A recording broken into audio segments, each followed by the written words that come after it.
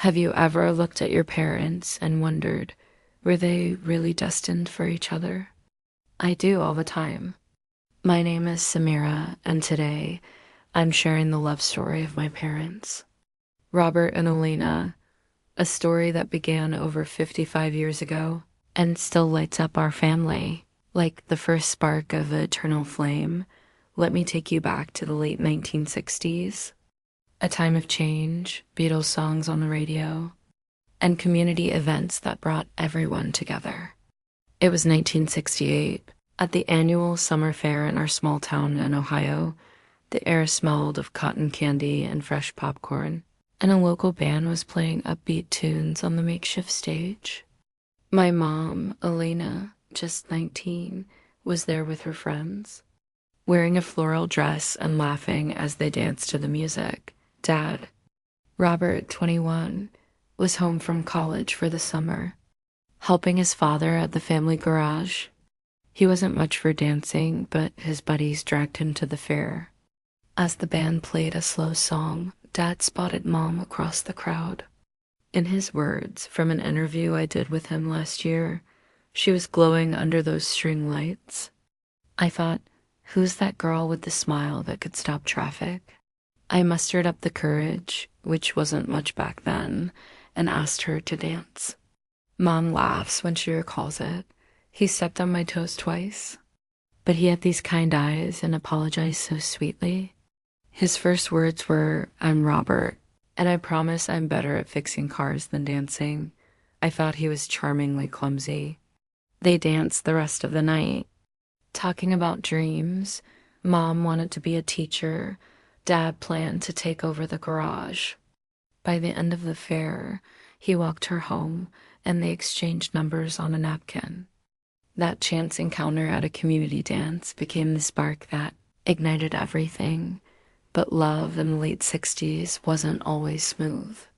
Soon after they started dating, Dad got drafted into the Vietnam War era service. He didn't go overseas, but he was stationed 3 states away for training.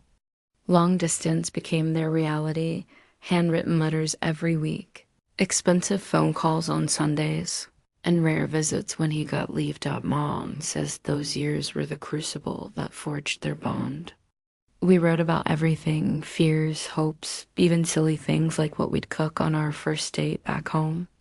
When money was tight, I'd skip lunches to save for bus tickets to see him. Dad faced family pressure too. His parents worried about rushing into things with the world so uncertain. Mom's family wanted her to focus on college, not a boyfriend far away. One story they loved sharing, during a harsh winter, Dad's car broke down on his way to surprise Mom for her birthday. He hitchhiked the last 50 miles in the snow, arriving frozen but with a single rose he'd protected in his coat. I knew then, Mom reflects today, that this man would go through anything for us. They overcame it all through compromise and resilience. Dad learned to open up emotionally, something men of his generation weren't encouraged to do. Mom stood firm against doubts, believing in their future. In 1972, when Dad returned for good, he proposed under the same fairgrounds lights, on one knee, with a simple ring he'd saved for during his service. Fast forward to building our home. They married in a small church ceremony, surrounded by family who'd come around to their love. I was born 2 years later, followed by my brother 3 years after that. Their love story directly shaped how they parented us, with patience, teamwork, and unbreakable commitment. One tradition that came straight from their early struggles: Sunday letter writing. Even after phones became common, they'd make us sit and write thank you notes or letters to grandparents. Words on paper last forever, Dad would say. Remembering those long-distance days. Another was our annual fair night at home, string lights in the backyard, homemade popcorn, and dancing to old records. It wasn't about reliving the past. It was teaching us that joy can be created anywhere, even in tough times. Their values, honesty, perseverance, kindness, were offshoots of their bond. When Dad's garage faced bankruptcy in the 80s recession, Mom took extra teaching jobs without complaint. When Mom battled health issues in her 40s, Dad was her rock, cooking meals and driving her to appointments. They showed us that marriage isn't perfection. It's choosing each other every day. In a recent interview I recorded with them on their porch, holding hands as always. Mom said, those early struggles taught us to communicate, to fight fair, and to never go to bed angry. Dad added with a wink, and to always dance, even if you step on toes. Now, in their late 70s, their love is the foundation of our family.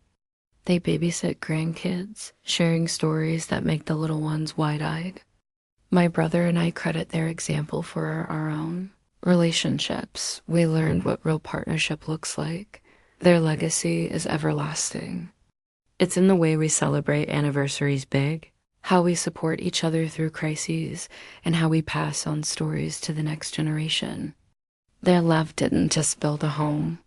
It built lives rooted in resilience and romance taught to my wonderful parents.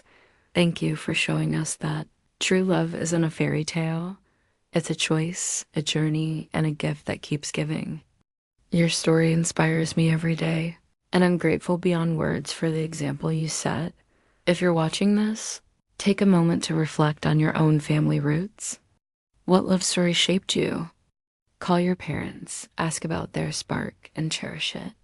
Share your stories in the comments. I'd love to read them. Love is everlasting.